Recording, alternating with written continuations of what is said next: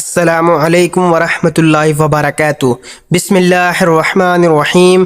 شروع کرتا ہوں اللہ کے نام سے جو بڑا مہربان اور نہایت رحم کرنے والا ہے۔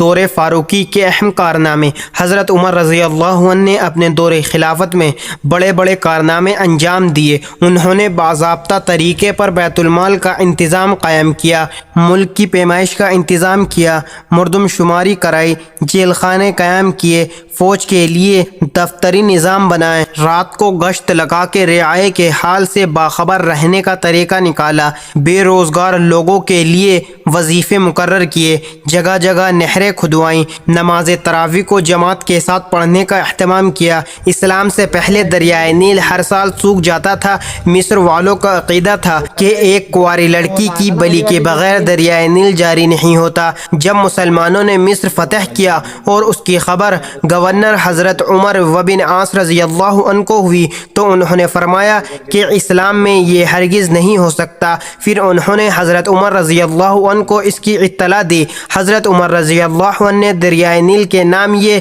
خط لکھا: اے دریائے نیل، اگر تو اپنی مرضی سے چلتی ہے تو مت چل، اگر تجھے اللہ واحد قہار چلاتے ہیں تو ہم اس سے ہی سوال کرتے ہیں کہ وہ تجھے چلا دے۔ چنانچہ یہ پرچہ دریائے نیل میں ڈال دیا گیا۔